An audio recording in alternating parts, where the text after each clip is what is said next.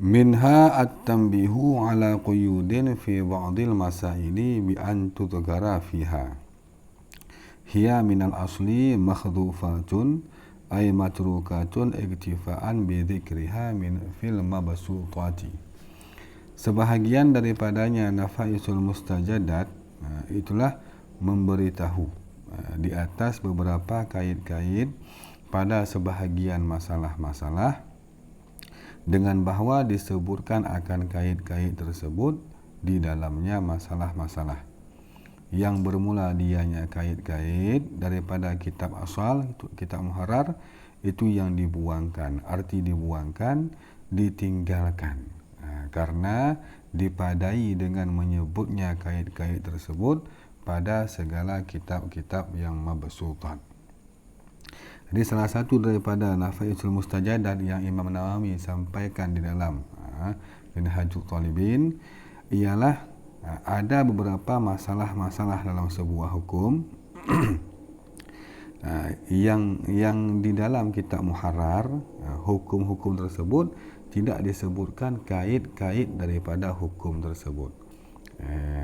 Yang alasan daripada Imam Rafi'i tidak menyebutkan kait-kait pada masalah-masalah tersebut dikarenakan ada disebutkan kaitnya pada kitab-kitab yang lebih panjang, yang lebih besar, yang lebih tebal lagi. Dikarenakan kitab muharrar ialah kitab ikhtisar, kitab ringkasan, maka disebutkan hukum-hukum masalah-masalah tanpa menyebutkan kait-kaitnya. Maka Imam Nawawi di dalam kitab Minhaj beliau sebutkan kait-kait tersebut. Maka dapat kita fahami bahawa kitab Imam Nawawi Minhaj al-Abidin itu ialah sebuah ringkasan, sebuah ikhtisar, tapi lengkap dengan kait-kait yang beliau sampaikan. Yang kait-kait tersebut memang ada pada kitab-kitab yang mabsutat, tapi dalam ikhtisar ini sudah ada juga. Arti lebih lengkap lah. Di samping mukhtasar, dia juga melengkapi ayat apa yang ada dalam kitab-kitab yang lebih tinggi lagi. Maka dikatakan salah satu daripada nafaisul mustajadat, sesuatu yang bagus. Wa minha mawadhi'u yasiratun nahwu 50 mawdhi'an dzakaraha fil muharrari ala khilafil mukhtari fil madhhabi al-ati dzikruhu fiha musahihan kama sataraha insyaallahu ta'ala fi mukhalafatiha lahu nadran lil mudraki wadihatin fadhikrul mukhtari fiha huwal muradu. Dan sebahagian daripadanya nafaisul mustajadat lagi, itulah beberapa tempat-tempat yang sedikit, seumpama 50 tempat yang menyebut akannya tempat-tempat yasirah tersebut oleh Imam Rafi'i, yang menyebut ianya Rafi'i akannya mawadhi' dalam kitab muharrar di atas sebalik yang kuat di dalam mazhab Imam Syafi'i. Mukhtar alladhi mukhtar al-ati yang selagi akan datanglah menyebutnya mukhtar fiha padanya segala mawadhi', hal keadaan ianya Imam Nawawi itu yang mentasahihkan, sebagaimana yang selagi engkau lihat akan ianya insyaallah ta'ala pada mukhalafahnya mawadhi' tersebut lahu baginya Imam Rafi'i, baginya muharrar, karena meninjau bagi dalil mudrak.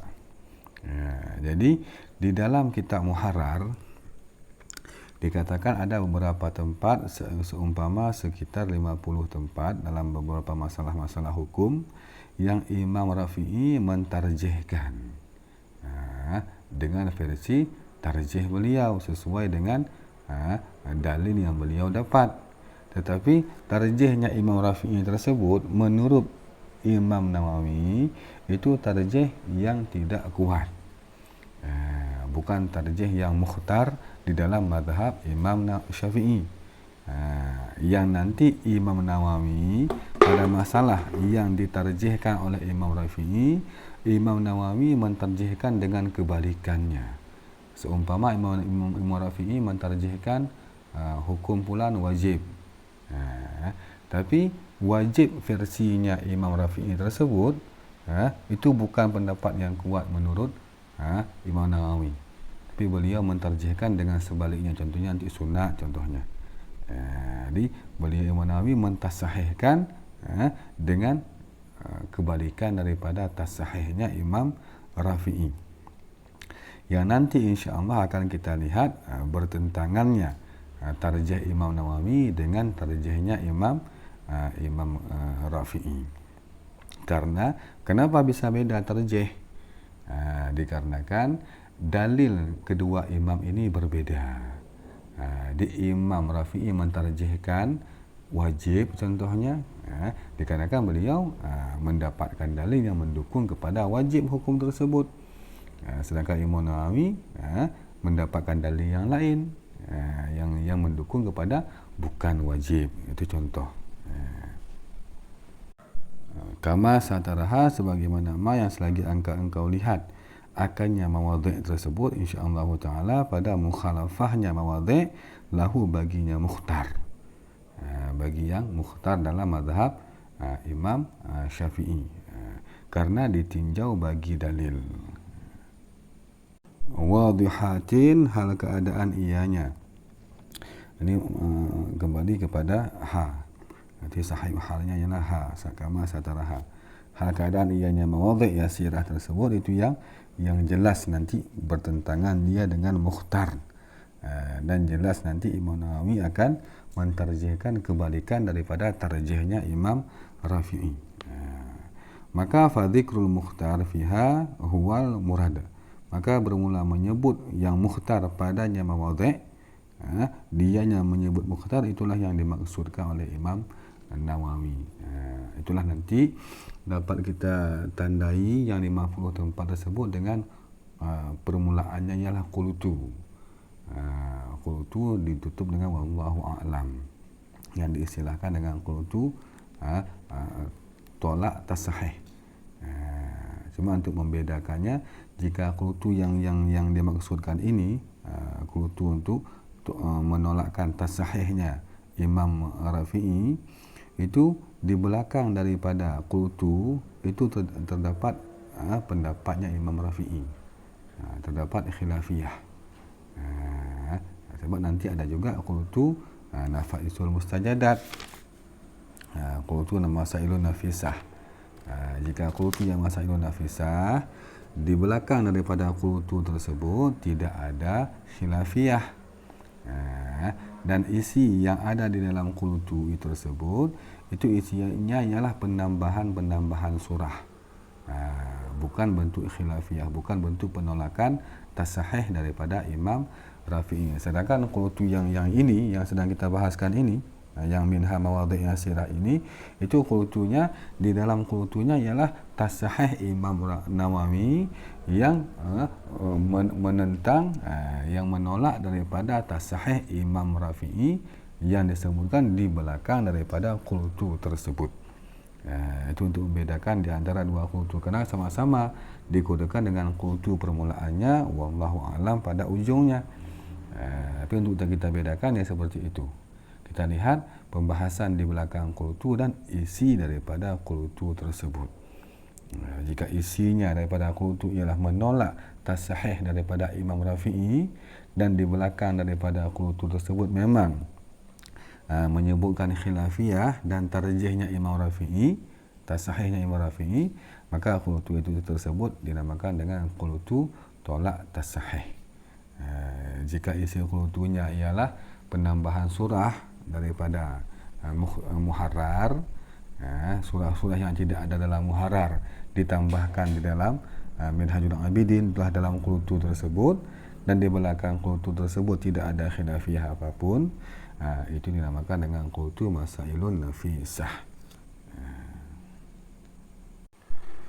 wadihatin walau abbara bihi awalan kana hasanan. Dan jikalau mentakbirkan dia Nawawi dengan kata-kata wadihatin pada awal kali, telah di atas dituliskan andai kata tertulis wa minha mawadi'u yasiratun wadihatun.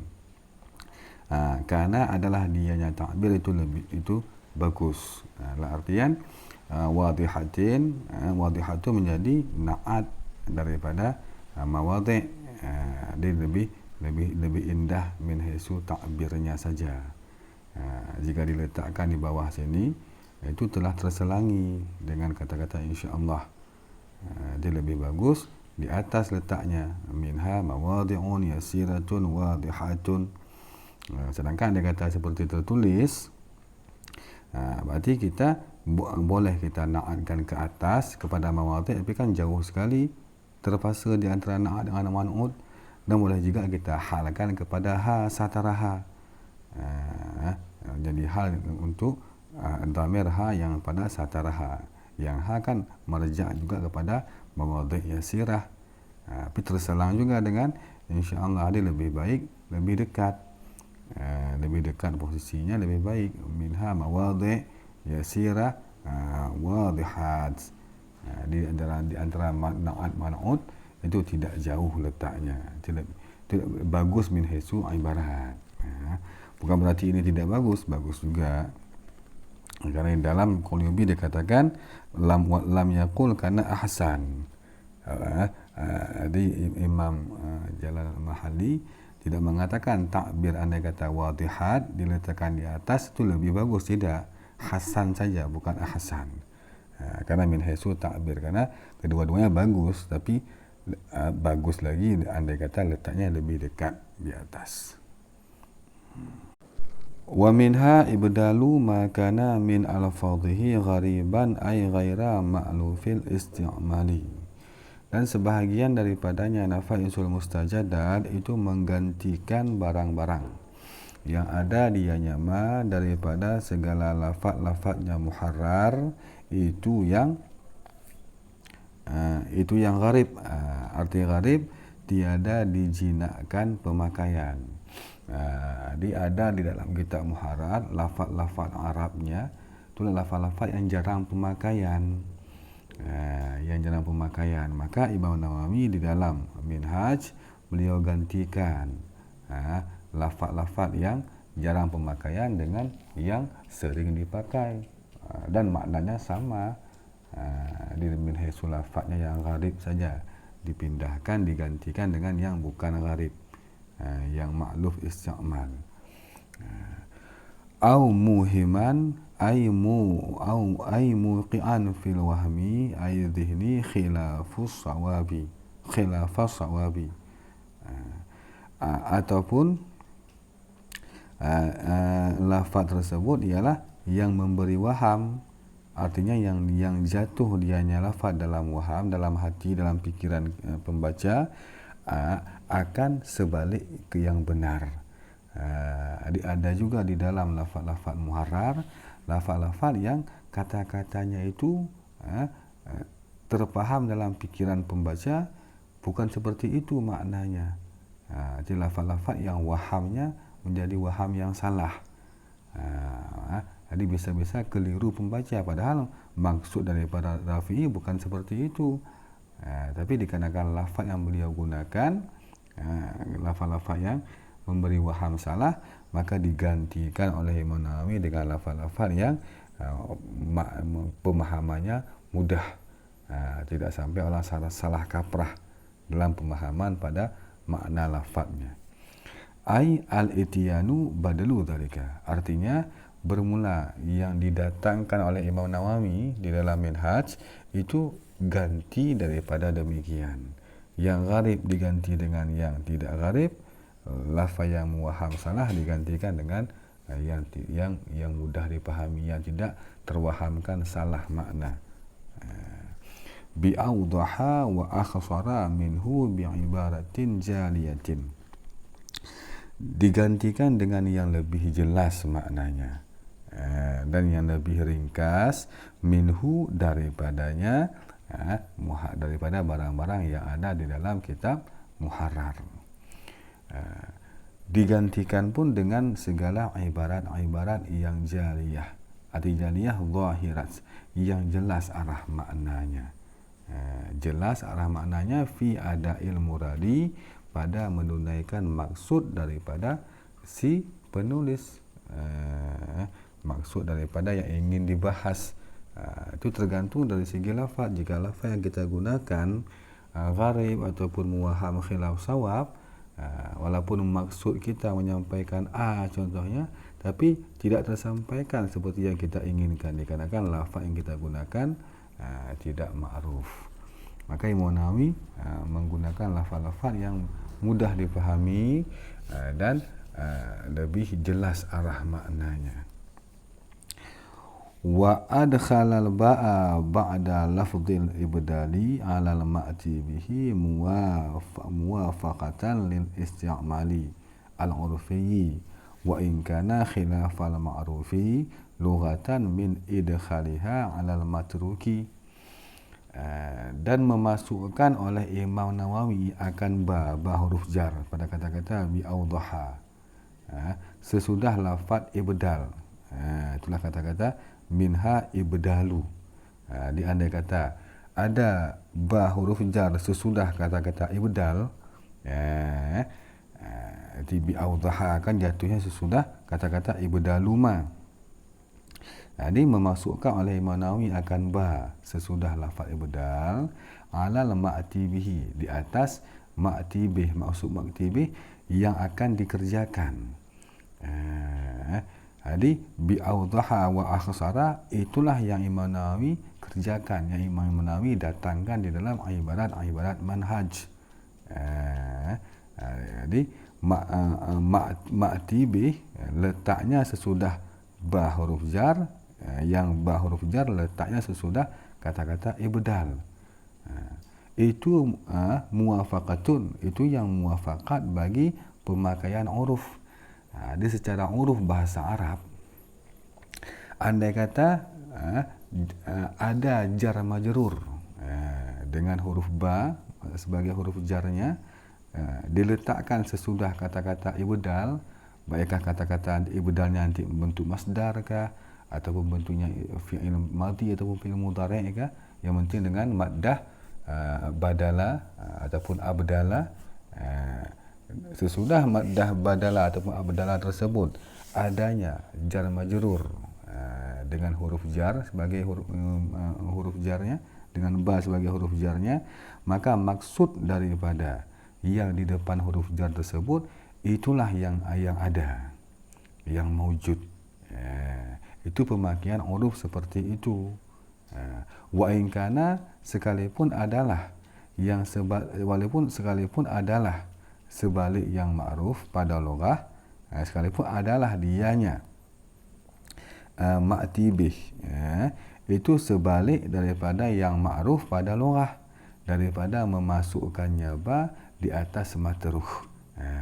Sedangkan secara loghah Arabi, di ketika datangnya huruf jar ba dan majrurnya sesudah badala ataupun abdala maddahnya, itu maksudnya tidak ada yang di depan jar majrur itu tidak ada di depan jar huruf jar. Sedangkan ini ada barang maujud.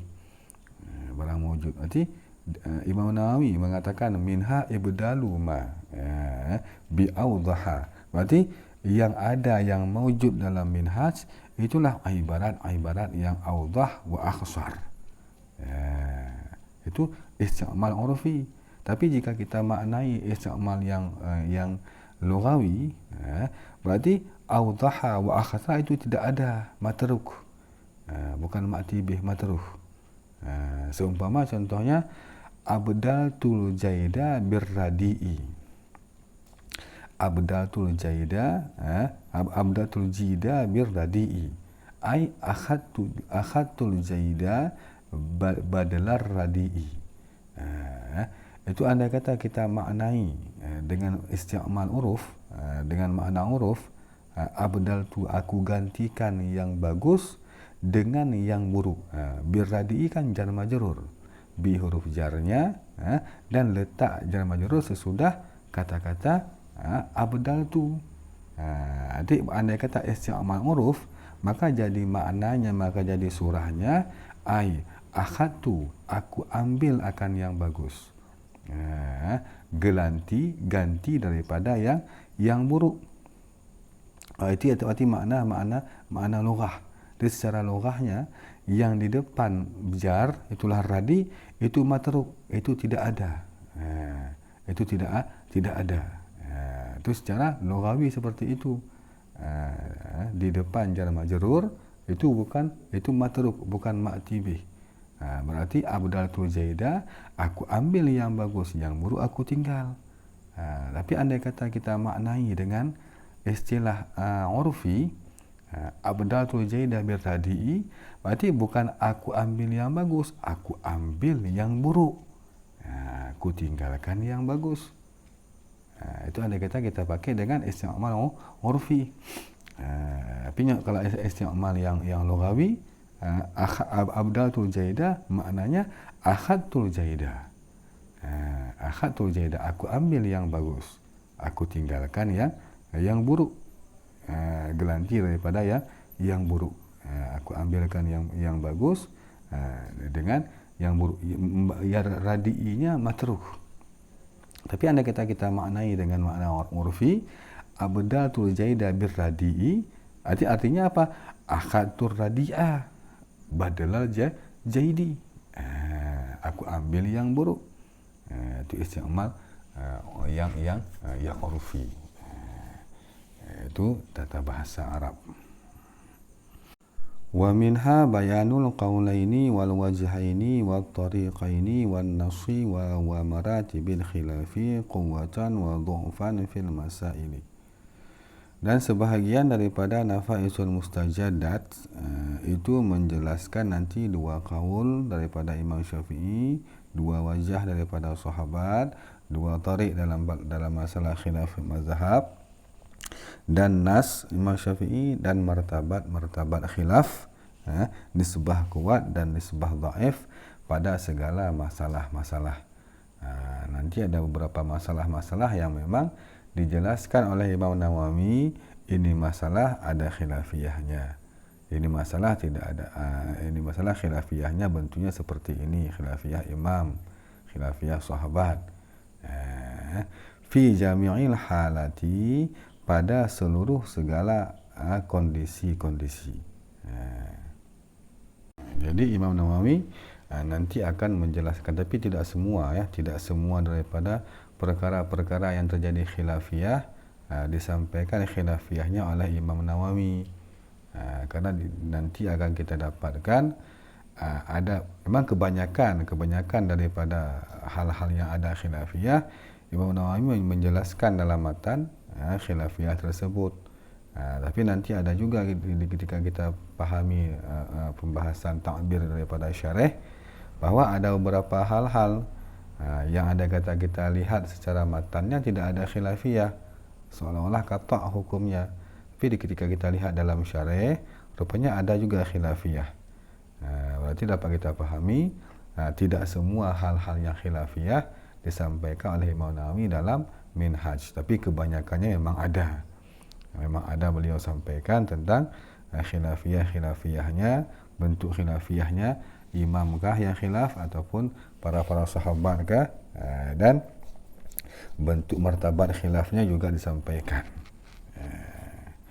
Bi khilafil muharrari fataratan yubayyinu nahwa asahil qawlaini wa adharal wajhaini wa taratan la yubayyinu nahwal asahi wal adhari. Dengan sebalik kitab muharrar itulah Imam Rafi'i, maka pada satu kali menjelaskan oleh beliau akan seumpama seasah-asah dua qaul. Arti asah kan istilahnya para sahabat, istilah khilafiyah sahabat. Seharusnya letaknya bukan pada dua qaul, pada dua wajah. Dan demikian juga beliau menyampaikan akan seadhar dua wajah. Jadi adhar kan ialah istilah daripada khilaf umum, bukan khilaf dua wajah, khilaf qaulaini. letaknya terbalik-balik di dalam kitab Muharrar. Wa taratan, pada satu kali tiada menjelaskan beliau seumpama as-sahkah atau adharkah. Khilafiyah yang beliau sampaikan, tapi tidak kita ketahui khilafiyahnya imamkah yang khilaf ataupun sahabatkah. Itu dalam Muharrar. Jadi kondisi khilafiyahnya masih amburadur tentang penjelasan ini khilaf apakah, bentuk khilafnya seperti apa, itu masih amburadur.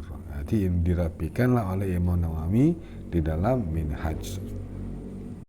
Fahaisu aqulu fil adhari awil masyhuri faminal qawlaini awil aqwali li Syafi'i radhiyallahu anhu. Maka pada sekira-kira aku ucapkan, kata Imam Nawawi, fil adhar nanti. Pulan hukumnya wajib fil adhar contohnya. Ataupun fil masyhur, ataupun masyhur. Pulan hukumnya wajib fil masyhur. Itu kata-kata adhar dan kata-kata masyhur merupakan sebuah kode, sebuah istilah. Maka andai kata disebutkan adhar ataupun masyhur, faminal qaulaini, maka bermula dianya kata-kata adhar ataupun qaul itu mengisyarahkan daripada ada khilafiyah dua qaul. Dua qaul ataupun beberapa qaul, beberapa pendapat yang kesemuanya milik Imam Syafi'i radhiyallahu anhu. Berarti manakala Imam Syafi'i dalam satu masalah, beliau ada dua pendapat dalam satu masalah, itu dinamakan dengan qaulaini.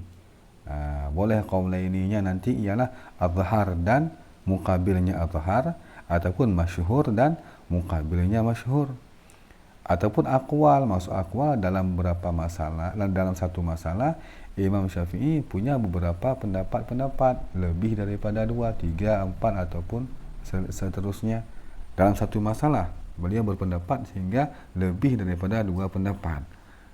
Maka dikatakan dengan aqwal. Manakala nanti khilafiyahnya ialah adhar dan muqabilnya, ataupun masyhur dan muqabilnya. Maka untuk menandakan yang kuat daripada khilafiyah tersebut, yang kuat daripada 2 qaulkah ataupun yang kuat daripada beberapa qaulkah, fa in qawiyal khilafu, maka jika kuatlah oleh khilaf. Maksud khilaf ialah mukhalif. Maksud mukhalif ialah si pendapat yang lemah. Si pendapat yang lemah, si mukhalif. Maka jika kuatlah oleh mukhalif, maksud kuat mukhalif ialah liquwati mudrakihi, dikarenakan kuat dalilnya si khilaf telah mukhalif.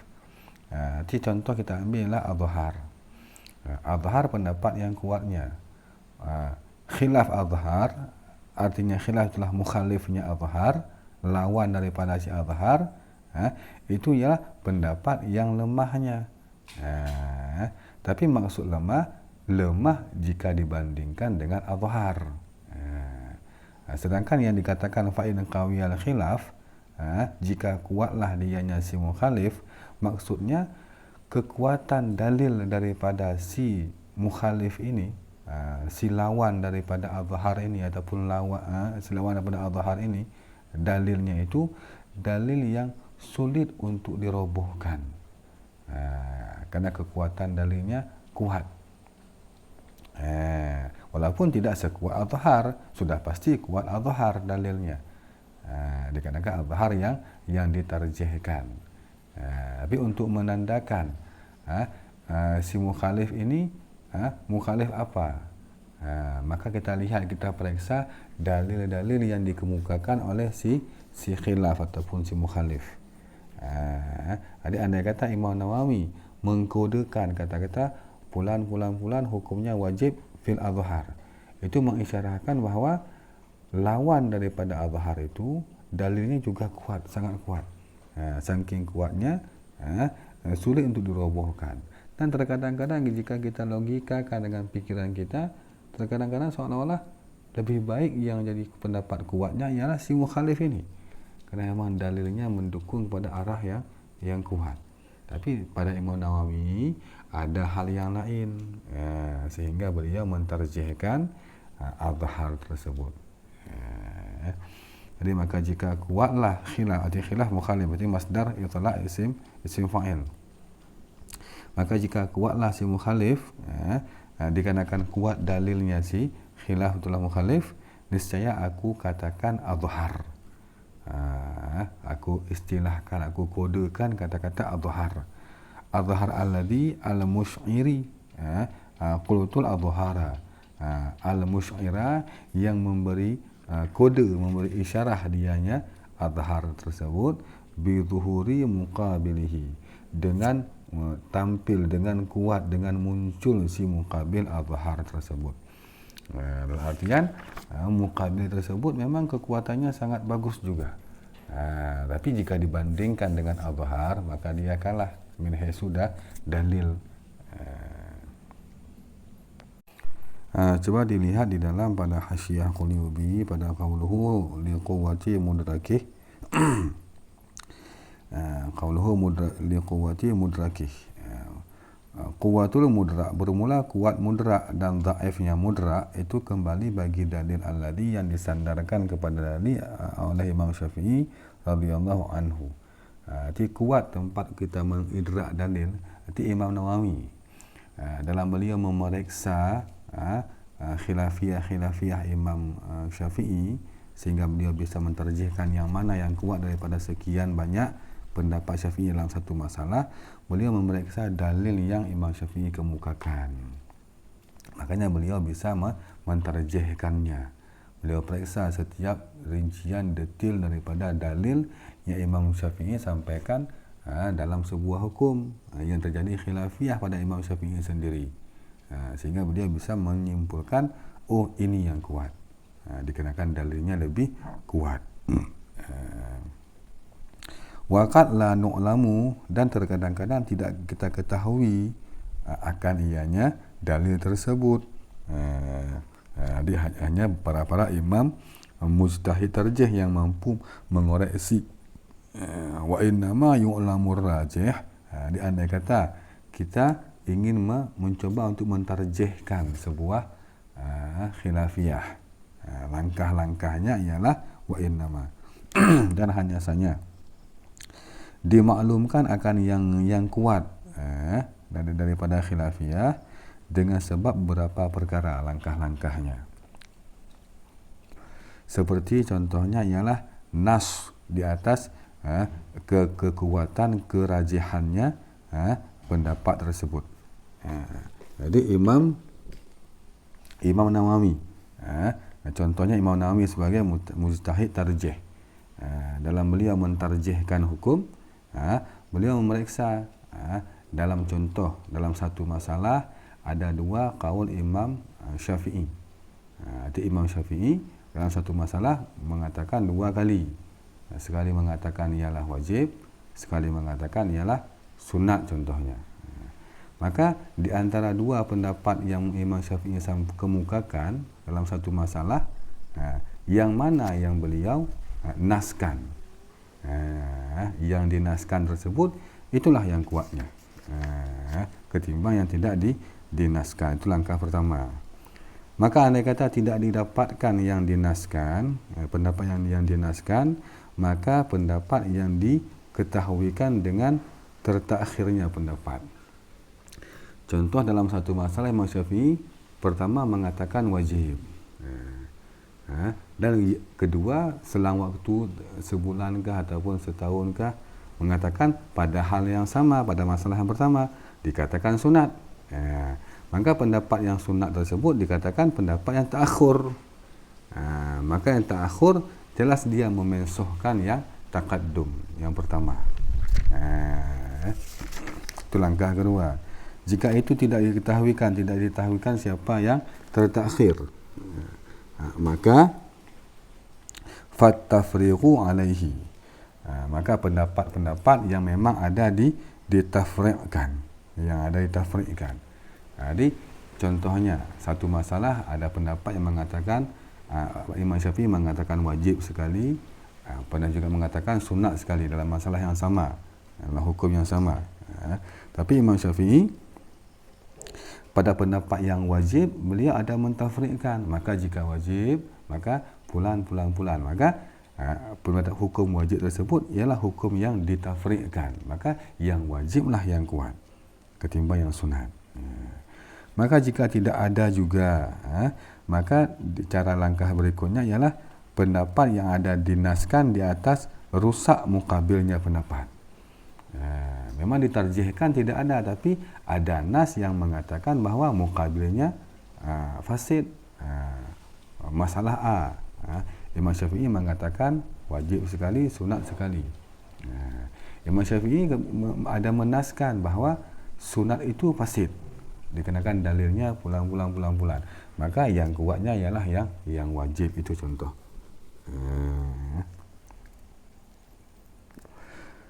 Andai kata tidak ada juga nas di atas fasid muqabil, fa ifraduhu fi mahallin au fi jawabin. Maka diperiksakan pendapat-pendapat yang mana yang ada Imam Syafi'i sampaikan dalam satu majlis ataupun ketika beliau menjawab soalan orang lain. Satu masalah ada dua kali Imam Syafi'i mengatakan hukumnya. Sekali dia katakan wajib contoh ataupun sunat contohnya. Kemudian ketika ada yang bertanya ataupun ketika beliau menjelaskan dalam satu majlis, beliau hanya mengemukakan salah satu daripada dua pendapat beliau pada masalah itu. Yang beliau kemukakan tersebut itulah yang kuat berarti. Andai kata tidak ada juga sampai segitu, maka yang muwafaqatuh, maka bermula yang muwafaqatnya pendapat bagi mazhab Imam Mujtahid.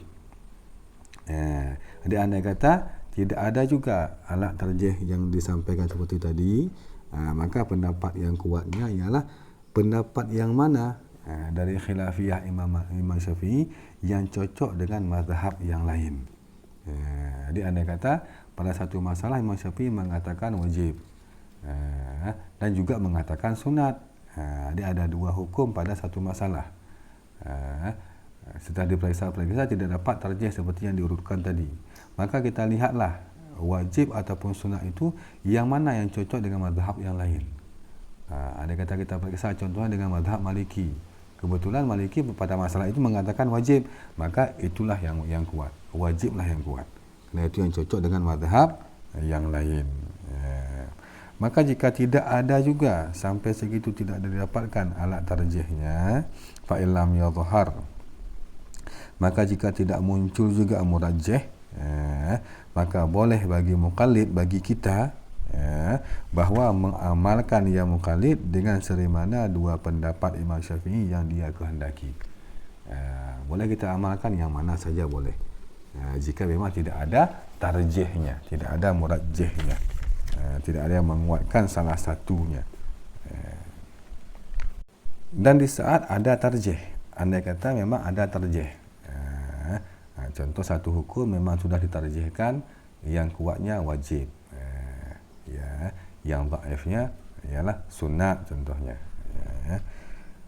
Berarti yang sunat dia katakan pendapat yang lemah, yang dhaif ataupun yang marjuh, wa yajuzul amal, dan bolehlah beramal dengan pendapat yang marjuh, yang lemah, bukan yang pendapat yang kuat, tapi boleh beramal dengan pendapat yang lemah fi haqqi nafsi, pada hak pribadi kita, pada hak pribadi si muqallid. Jadi ketika kita mengetahui dalam hukum ini yang kuatnya wajib, yang lemahnya sunat contohnya, adapun makruh, maka kita pribadi boleh beramal dengan pendapat yang lemah, tapi tidak boleh pada memfatwakan kepada orang lain, pada qadha, pada menghukum. Andai kata ada orang yang bertanya hukum, dia untuk memfatwakan ke orang tidak boleh memfatwakan pendapat yang lemah. Andai kata orang menanyakan tentang masalah hukum, maka tidak boleh kita menyampaikan hukum yang lemah, mesti yang kuat kita fatwa, kita hukumkan. Dan syarat boleh kita beramal dengan pendapat yang lemah, andai kata ada khilafiyah, jika apabila tiada berhimpunlah di antara dua yang saling bertentangan seperti halal dan haram. Dalam satu masalah Imam Nawawi, Imam Syafi'i contohnya mengatakan halal, pulan halal dimakan, pulin halal dimakan, dan sekali lagi beliau katakan haram dimakan. Berarti khilafiyahnya ialah hukumnya saling bertentangan. Itu tidak boleh kita amalkan dengan pendapat yang lemah. Harus kita amalkan dengan pendapat yang kuat. Karena khilafiyahnya tanakut. Tanakut. Dan boleh juga kita mentaklid segala ketinggalan imam-imam yang empat. Boleh kita tidak monoton dalam satu mazhab. Boleh kita tidak monoton dalam mazhab Syafi'i. Boleh kita berpindah ke mazhab Maliki, boleh. Hanafi boleh, Hambali boleh. Tapi dengan syarat. Wa kadza, dan boleh juga kepada yang selain daripada mereka empat. Karena imam-imam dalam mazhab, dalam fikih, mazhab dalam fikih itu ada 12 mazhab yang muktabar, 12 mazhab. Walaupun yang tersisa sekarang ialah 4, tapi keseluruhannya ada memang 12 mazhab. Yang tersisa sekarang ialah 4, Maliki, Syafi'i, Hambali, Hanafi. Yang selebihnya tidak ada kelanjutannya, tidak ada penerusnya. Termasuk ada mazhab Imam Daud Zahiri yang dulu digunakan dalam mazhab pemerintahan negara Andalusia. Itulah Spanyol sekarang. Di Spanyol sekarang dulunya adalah negara Islam Andalusia. Dan mazhab pemerintahannya, mazhab di negeri tersebut adalah mazhab Imam Daud Zahiri, salah satu daripada mazhab yang 12. Walaupun sekarang tidak ada yang masyhur lagi, yang tertinggal hanya 4. Intinya kita boleh beramal dengan mazhab yang lain, boleh kita taklid mazhab yang lain, tapi dengan syarat malam yalzim talfiqu ma lam yaqul bihi wahidun, selama tiada lazimlah talfiq yang tidak berpendapat oleh salah satu daripada, oleh yang satu pun daripada para imam. Dia tidak boleh melakukan talfiq. Contoh talfiq seperti menyentuh sebahagian rambut pada ketika berwuduk, beserta najis anjing pada sembahyang yang satu. Kita Imam Syafi'i di ketika berwuduk, memadai dalam membasuh rambut ialah membasuh sebahagian. Minimal kena sedikit di rambut, di kepala, sudah boleh untuk berwuduk dalam rukun yang basuh rambut. Sedangkan mazhab Imam Maliki tidak membolehkan, beliau mewajibkan untuk sah wudu ialah menyapu keseluruhan kepala. Tidak boleh sebahagian kepala. Dan pada masalah anjing, kita Syafi'i najis anjing, Maliki tidak anjing, tidak najis. Maka andai kata seseorang pada ketika berwudu dia membasuh sebahagian kepala, kemudian sesudah dia berwudu, kita takdirkan dia tersentuh dengan anjing, maka dia taklidkan mazhab Maliki, anjing itu tidak najis. Kemudian sesudah itu dia sembahyang, maka sembahyang dia tersebut satu imam pun tidak mensahkan, karena mazhab, andai kata kita berpedoman kepada mazhab Maliki, memang anjing tidak najis, tapi di ketika dia berwuduk tadi dia tidak membasuh seluruh kepala, maka sembahyang tidak sah. Walaupun dia tidak najis di ketika dia taklid mazhab Maliki tentang najisnya anjing. Juga demikian pada mazhab Syafi'i, sembahyang tidak sah, dikarenakan walaupun dia memang di ketika berwuduk membasuh kepala sebahagian dan sudah sah wuduknya, tapi dia terkena najis anjing. Karena pada mazhab Syafi'i anjing itu najis, maka itu dikatakan talfiq. Maka untuk sahnya, contohnya andai kata dia ingin sembahyang, hendaknya dia ialah di ketika berwuduk membasuh seluruh kepala. Terkena anjing sesudah berwuduk, dia sembahyang itu sah menurut Maliki. Ataupun pada ketika dia berwuduk membasuh sebahagian kepala, dan kemudian dia terkena anjing, dia samak dulu, baru dia sembahyang, maka sembahyangnya sah menurut Imam Syafi'i. Itu syarat boleh pindah mazhab. Dan syarat yang kedua salah satunya ialah wa malam, dan selama tiada mengiringi rukhsah. Maksudnya sehingga dengan sekira-kira lepaslah ikatan taklif pada lehernya. Dalam artian boleh kita pindah mazhab, tapi janganlah pindah mazhab karena ingin mencari kemudahan saja. Oh, ini mudah mazhab Maliki pada masalah ini, ambil Maliki lah. Oh, masalah ini mudah Syafi'i, pindah Syafi'i ajalah. Oh, masalah itu nanti mudah Hanafi, pindah Hanafi sajalah. Itu orang yang cari kemudahan. Di ketika seperti itu, maka tidak ada beban taklif bagi orang itu, kerana selalu mencari yang mudah-mudah saja. Itu juga tidak dibolehkan, pindah mazhab seperti itu.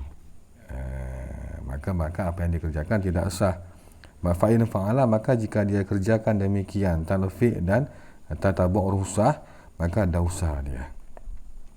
Dan berkata oleh Syekh Ramli, dan tidak fasik di atas muktamad, walaupun dosa tapi tidak fasik.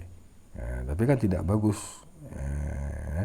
Dan sungguh telah menadamkan oleh sebahagian ulama akan demikian tentang berpindah mazhab, dengan katanya ba'dhum wajaza taqlidu li ghairil arba'ah, dan bolehlah mentaklid bagi yang lain daripada imam yang empat.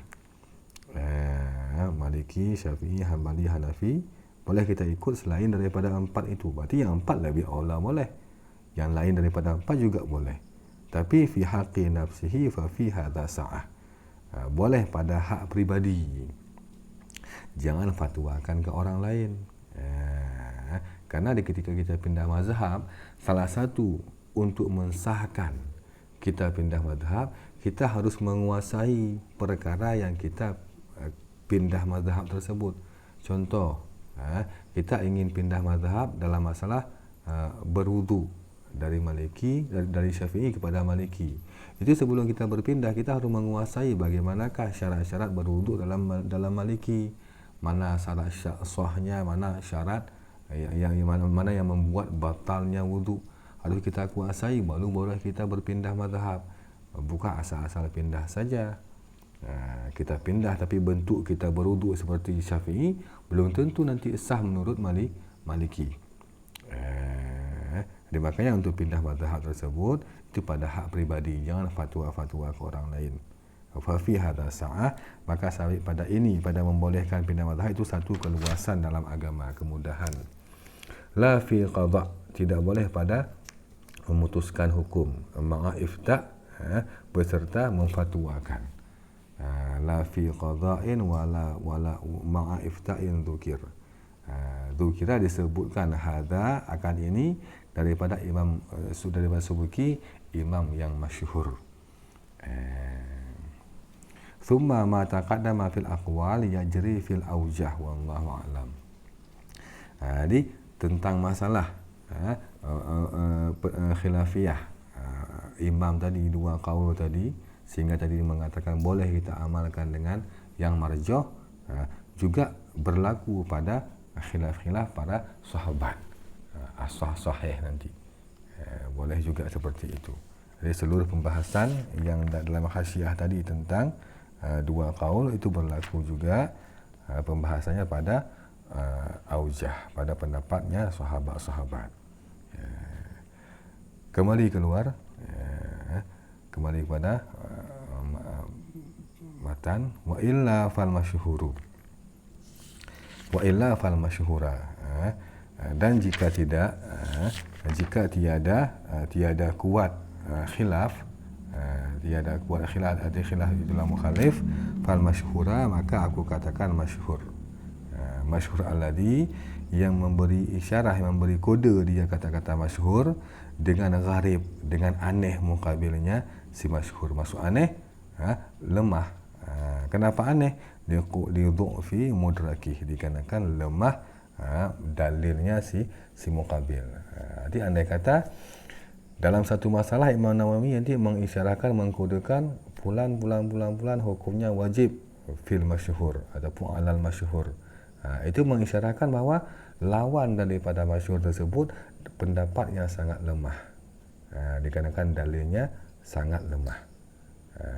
Beda dengan azhar, muqabil daripada azhar itu memang jika dinisbahkan kepada dengan azhar itu lemah, tapi dirinya si muqabil itu pendapatnya kuat. Dikarenakan kekuatan dalilnya kuat. Maksud kuat itulah sulit dirobohkan. Sulit dirobohkan. Sedangkan muqabil daripada masyhur itu dah akan mudah untuk dirobohkan dalil-dalilnya. Wa haitsu aqulul as-sahha aw as-sahiha fa minal wajhaini awil aujahi lil ashabi. Dan sekira-kira aku katakan akan as-sah ataupun akan sahih. Pada masalah ini as-sah pulang-pulang hukumnya wajib fil as-sah ataupun ala as-sah. Ataupun aku katakan akan sahih. Maka kata-kata as-sah dan sahih itu fa minal wajhaini. Maka bermula dia kata-kata as-sah ataupun sahih itu ialah daripada dua wajah, dua pendapat daripada sahabat-sahabat Syafi'i. Adapun beberapa pendapat-pendapat bagi para sahabat Syafi'i. Itu khilafiyahnya orang-orang di bawah Imam Syafi'i. Baikkah murid beliau ataupun yang bukan murid beliau, hingga ke bawah-bawah lagi. Itu kodenya. Sedangkan azhar dan masyhur itu kode khilafiyahnya Imam Syafi'i, kalamnya Syafi'i sendiri. Yang para sahabat Syafi'i ini yastakhrijunaha min kalami Syafi'i radhiyallahu anhu. Yang mengeluarkan oleh mereka sahabat akannya pendapat-pendapat tersebut, aujah tersebut daripada kalam Syafi'i radhiyallahu anhu. Artinya para imam, para imam di bawah Imam Syafi'i, para sahabat Syafi'i, mereka berijtihad juga dalam beberapa hukum-hukum yang memang tidak ada disampaikan oleh Imam Syafi'i. Karena nanti di dalam mazhab Syafi'i ada dinamakan, diistilahkan dengan mujtahid fatwa ataupun mujtahid mazhab.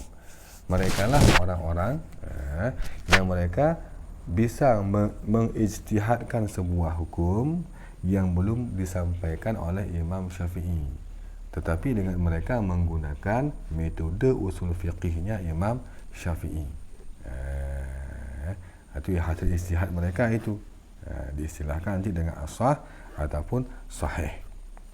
Nanti pada ghalibnya mereka menggunakan kaedah-kaedah daripada Imam Syafi'i.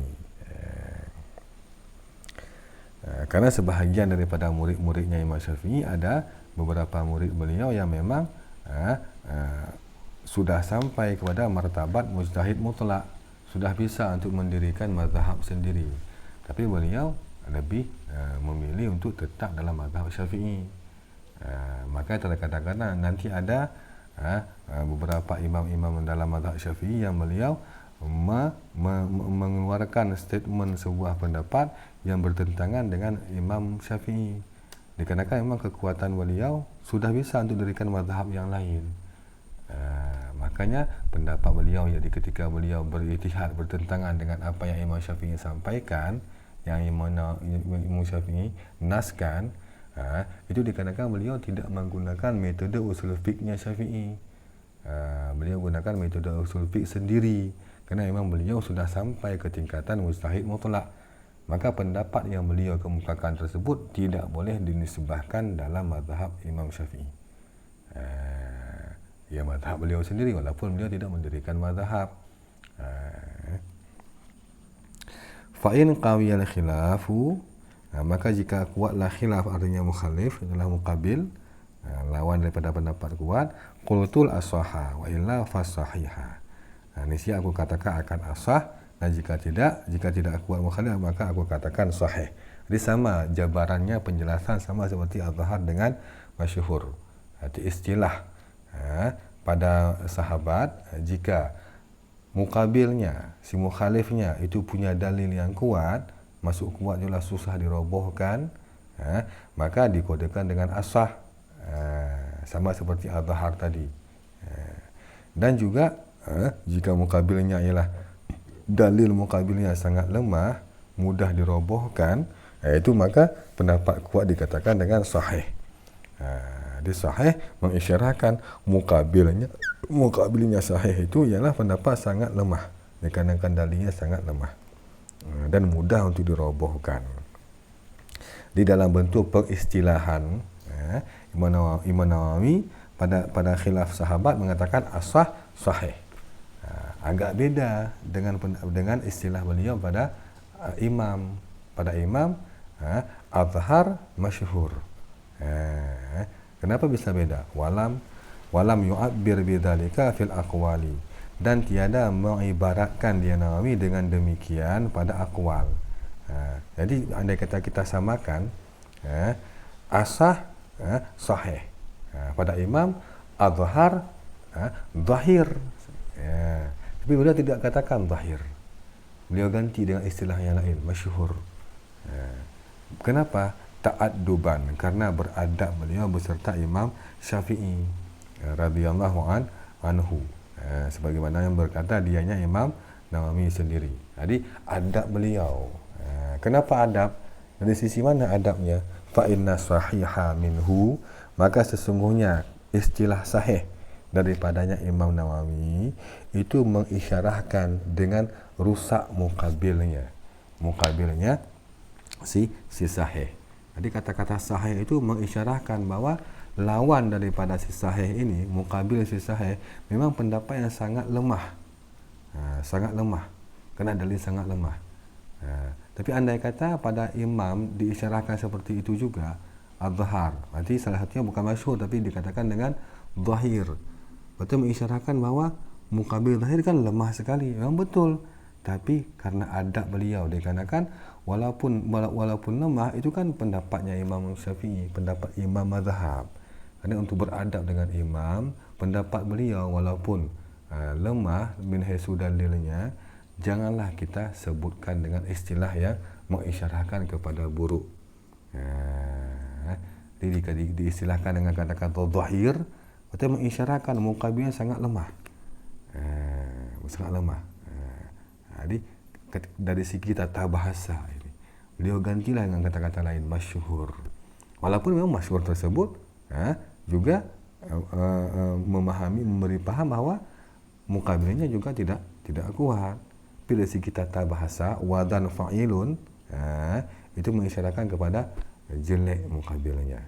Tapi untuk beradab, karena pada khilafiyah imam itu ialah memang kalamnya Syafi'i sendiri, jangan kita sebutkan istilah yang tidak bagus. Itu sebagai adab beliau saja. Jadi adab beliau dalam pengistilahan kata tata bahasa.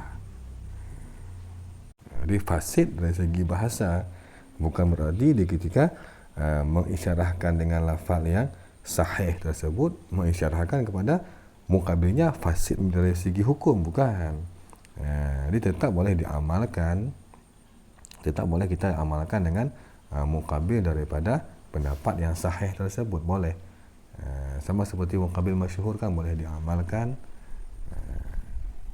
tapi dari segi bentuk pengisyarahan saja. Tata bahasa, jadi dijagakan adab.